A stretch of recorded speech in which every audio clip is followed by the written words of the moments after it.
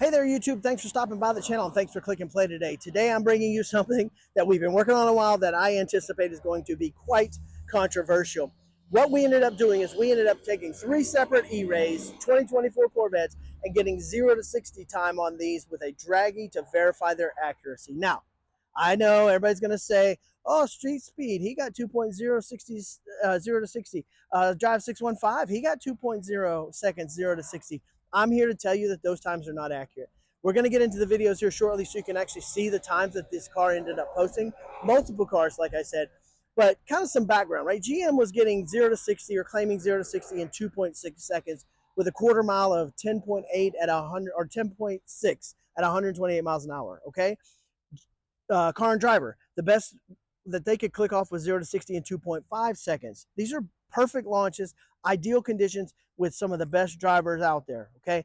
I'm not saying that you guys can't replicate a 0 to 60 2.5. I'm sure there's many of you out there that can, but I'm just saying it doesn't happen on a day-to-day basis. And it's not what you should expect from this car every time you end up launching or lining up against someone at the street. Now, 0 to 60 time of 2.0 seconds, that's Tesla Plaid territory, okay? Brandon has a Tesla Plaid. We've done many runs. We have lots of data on it. You're talking a 9.2 second quarter mile car at 155 miles an hour. That is a far cry from 2.6, 2.5 seconds and a 10.6 quarter mile at 128. This is a light year leap in speed, okay? Now, please feel free to comment in the comment section. Flame us. Let us know what you think, right? But I'm telling you that the data recorders in the car are not accurate. A lot of these runs that you're seeing where people, street speed specifically, his run was pointed down here. Downhill, if you look in the video, I mean, it's a good slope too. The good thing about the Dragy is not only has it been verified thousands of times with time slips at the drag strip in comparison to the Dragy times themselves, but it will verify the run as long as it's on a flat surface, right? If you're going downhill or uphill, it's going to tell you that it's not verified because of the grade. Like, you have to have a flat surface. So that kind of takes some of that cheat factor out that a lot of these other YouTubers and a lot of people are using when they're making these claims. We're not here to upset anybody.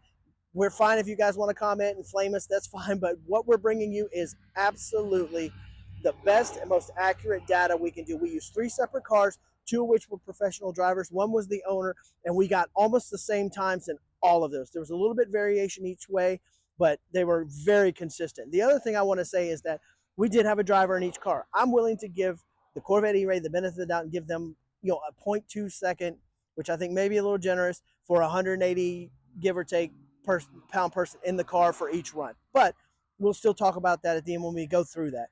If you haven't already, guys, like, share, and subscribe. Help us grow this channel. Help us keep bringing you good content like this so we can get out there and keep testing these cars and pushing the limits. Let's not wait any longer, guys. Let's get into this. Let's get into the videos, and then we'll do the discussion afterwards. All right, so the first car that we're going to go over here, we went to the NCM Bash, and we went over and did the E-Ray experience at the track.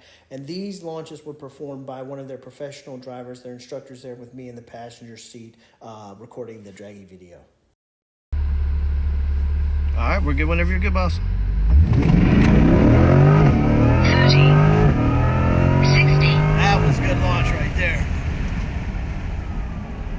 That was fantastic. That was okay. So as you can see, it is Dragy verified by that little stamp in the top right hand corner that says valid. It was on a 0.42% grade, so no grade at all, and we got a 0 to 60 time of 3.33 seconds. And we're recording.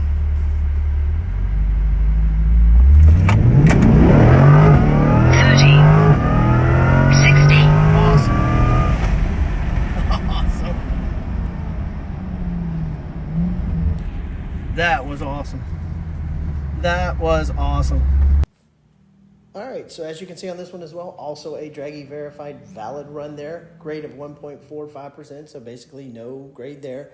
0 to 60 in 3.44 seconds. So that was run number 2, both very similar results.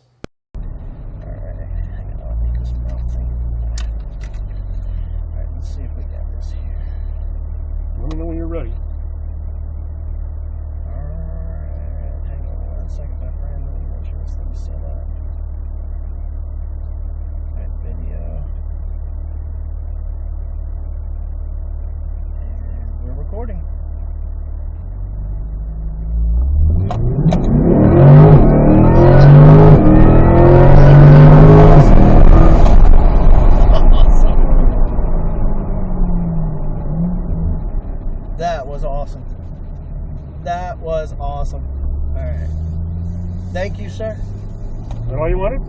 Well, we can do one more. You got one more in you? I'm used to it now. The first time I was like, damn. Oh, yeah. Where's the rocket engine? Yep. It is quick. Quarter mile. All right, let me get this ready. We'll do one more. Yeah, the fella that's with me, Yeah. he has a Tesla Plaid, so I'm used to this, like, smack your belly through the back of the thing. This is a way quicker than I anticipated. And all right, we're good whenever you're good, boss.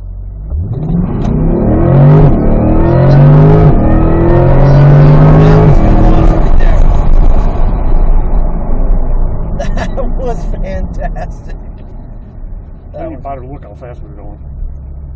Oh, I can send you the video and tell you later. Awesome. Thank you so much, my friend. No problem. Okay, so the next two launches you're going to see, we actually met up, as you can see in the picture, with C8 Nate, who has a 24 E-Ray. That's his E-Ray in the picture there.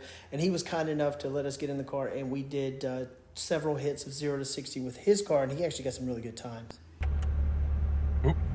All right. Yeah, hold on. Sorry. There's a No, you're good. car. Goodbye.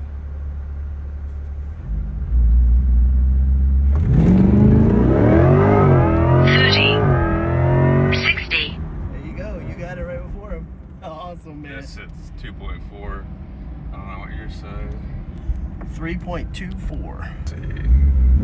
All right, good when you're ready. 30.